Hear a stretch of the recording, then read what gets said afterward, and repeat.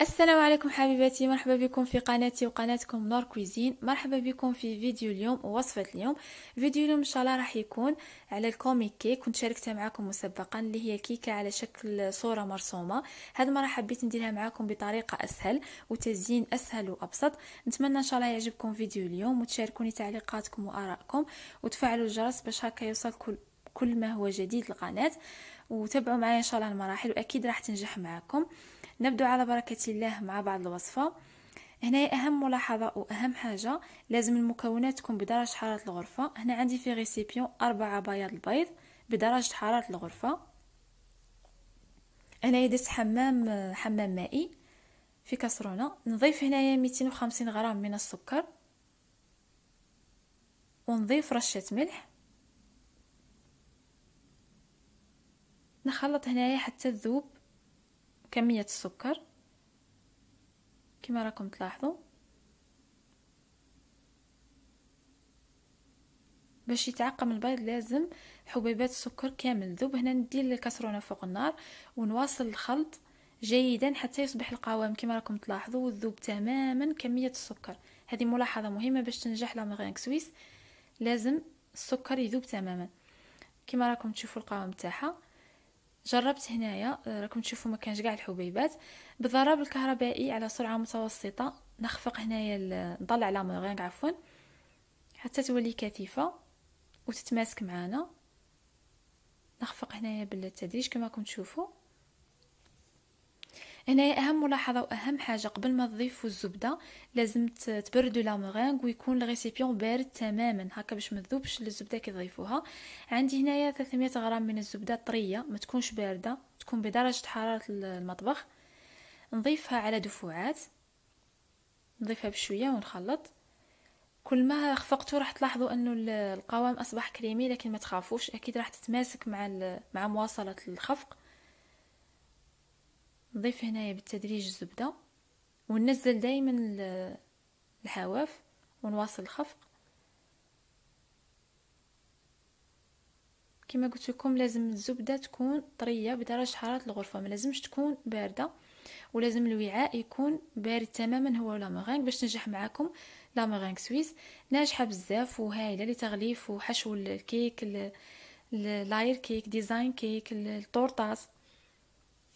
كما راكم تلاحظوا هنايا بعد 10 دقائق واصلت الخفق.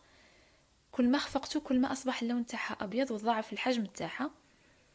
نزلت هنايا الكريمه لها في الحواف. راكم تلاحظوا القوام تاعها هايل بزاف وتجي خفيفه. نضيف ملعقه كبيره من الفانيليا. هنا ملاحظه بالنسبه للتنكيه، تقدروا ديروا اي حاجه تحبوها حسب الرغبه تاعكم، بخاليني، شوكولاته الطيله، لا كريم بيغ سالي، جبن كريمي. هنايا ضفت انايا الجبن الكريمي بتي سويس، ضفت تقريبا 190 غرام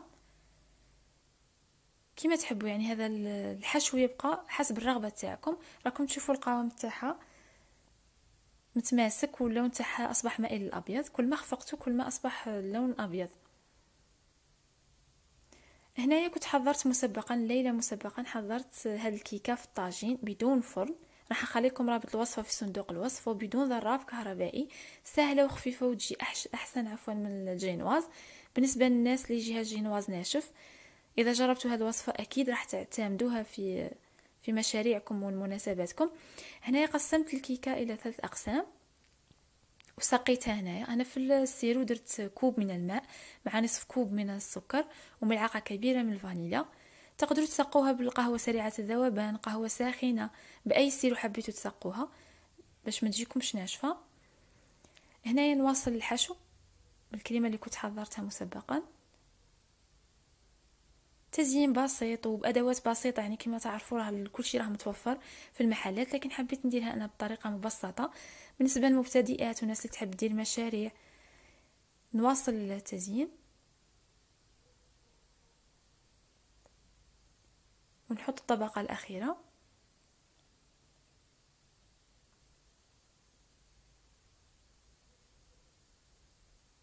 هنا اذا شفتوا كما قلت لكم، هنا اذا شفتوا الكريمه بردت معاكم بزاف، سخنوا الكوبات باش تسهل لكم التزيين.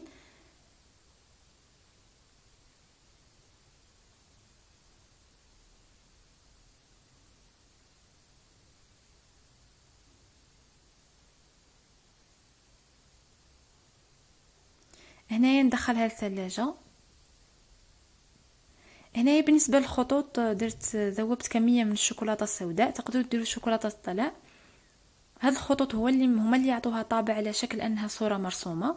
تزيين بسيط، تقدروا تكتبوا اي حاجه وتزينوا باي ترسموا اي رسم حبيتو.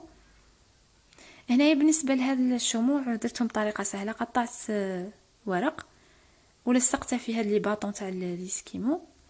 نتمنى ان شاء الله يعجبكم فيديو اليوم وصفة اليوم، وتشاركوني تعليقاتكم وآرائكم، وتفعلوا الجرس باش هكا يوصلكم كل جديد القناة.